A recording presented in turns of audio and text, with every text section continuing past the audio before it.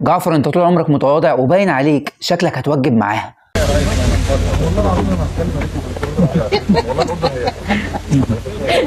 هي مش كانت كل سنة وانت طيبة وحد هيقول له كل سنة وانت طيب او قال لي ان هو عيد ميلاده اشيله؟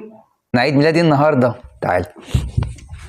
جديدة، هي كرييتيف حلوة. بنظرة سريعة على أول حلقات مسلسل جعفر العمدة. مسلسل بصراحة شادد ناس كتير، وناس كتير بتتكلم في إنه المسلسل ده حلو جديد، محمد رمضان أبدع فيه. فأنا قررت قلت أتفرج على المسلسل وزي ما تيجي تيجي. أنا عمري ما عملتها قبل كده مع محمد رمضان. لما اتفرجت على أول حلقة قعدت حوالي نص ساعة تقريبا بشوف بس الصوت ده طالع منين. يعني أنا ما كنتش فاهم أصلا الكلمات، هو كان في حاجات بتطلع يعني أنا كنت سامعه كده بالظبط.